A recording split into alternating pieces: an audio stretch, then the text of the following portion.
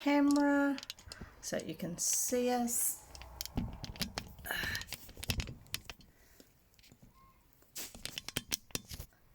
That looks a little bit better, I think. Something like that.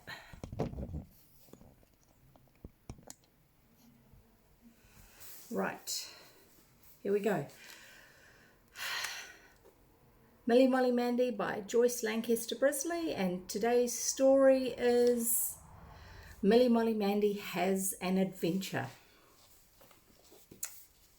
Once upon a time, one Saturday afternoon, Milly-Molly-Mandy had quite an adventure. There was a special children's film showing at the cinema in the next village, and Milly-Molly-Mandy and little friend Susan were going to it by bus, quite by themselves.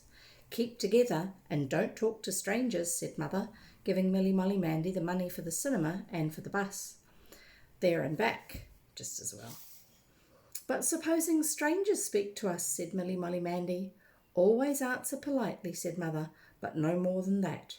So Milly-Molly-Mandy set off from the nice white cottage with the thatched roof, down the road with the hedges each side to the Moggs' cottage, where little friend Susan was waiting for her, and they walked on together to the crossroads, feeling very important, to catch the bus. There was plenty of time, but they thought they'd better run the last part of the way to be on the safe side. But nobody was waiting at the crossroads, so they wondered if they'd missed the bus after all. Then one or two people came up and waited, so it couldn't have gone, and presently it came in sight. And just as everybody was getting on, who do you suppose came along and got on too? Why, Billy Blunt. What an outing! Milly-Molly-Mandy and little friend Susan took their seats and paid their half fares and pocketed the change carefully. 3 pennies for Milly-Molly-Mandy, a threepenny piece for little friend Susan. And then they sat down, looking out of the windows to make sure they didn't get carried past the cinema. Billy Blunt had made for a seat right in front, looking as if he were quite used to doing this sort of thing by himself. But he couldn't have, really. He managed to be first to get off the moment the bus stopped, so they didn't actually see if he went into the cinema. Inside it was so dark you couldn't recognise anybody. Milly-Molly-Mandy and little friend Susan held hands tight, not to lose one another. It was all very exciting, and so was the film. They wished it needn't end.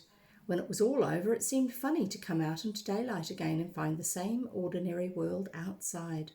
They saw Billy Blunt coming away, talking with another boy. So they walked straight to the bus stop and began waiting.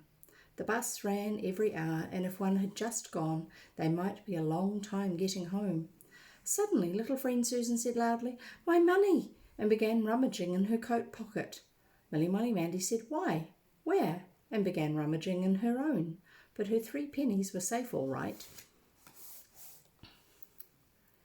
"My threepenny piece," said little friend Susan. "I had it here." She looked in her right-hand pocket, then in her left, then in her hands, then Milly-Molly-Mandy looked, then they looked on the pavement and in the gutter. "You must have dropped it in the cinema, Susan," said Milly-Molly-Mandy. "Let's go back and ask." "But I didn't," said little friend Susan. "I felt it in my pocket as we came out." So they looked all along the pavement, but still they couldn't find it.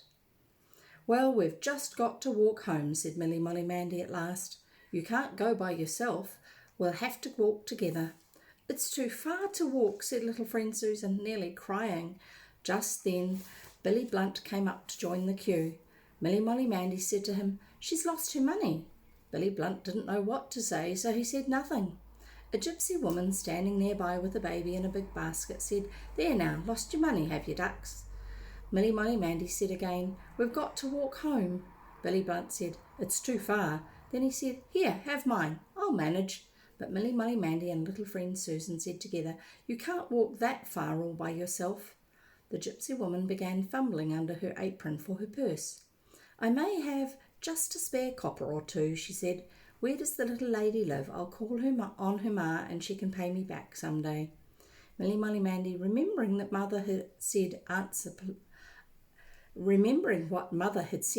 answered politely, "No, thank you. No, thank you very much." At that moment the bus came in sight. "Here," said Billy Blunt, holding out his money. Milly-Molly-Mandy and little friend Susan didn't like to take it. They couldn't think what to do. An old truck laden with empty cans and things was coming rattling down the road. It overtook the bus and was just clattering past the bus stop when Milly-Molly-Mandy suddenly started waving her arms wildly at it. "Cyril, stop! Cyril!" she shouted. The truck slowed down and a tousled head looked back from the driver's seat. "It's Cyril," Milly-Molly-Mandy told the others excitedly.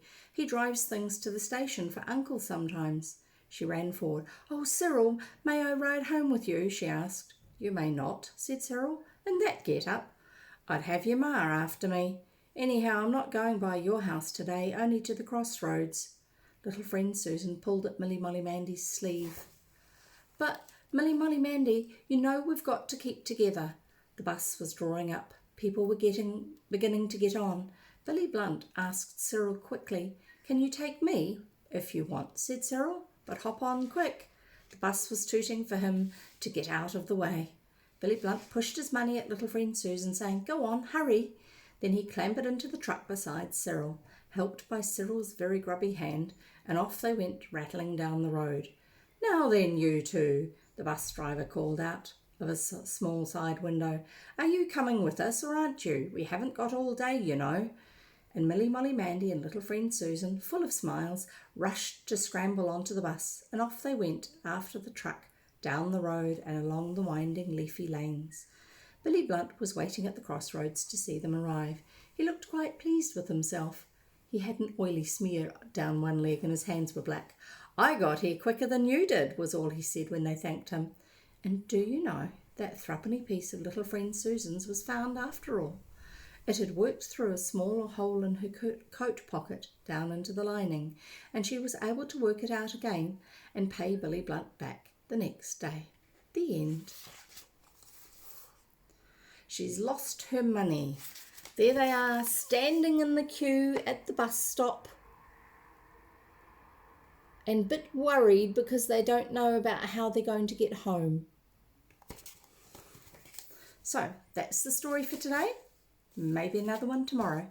Bye.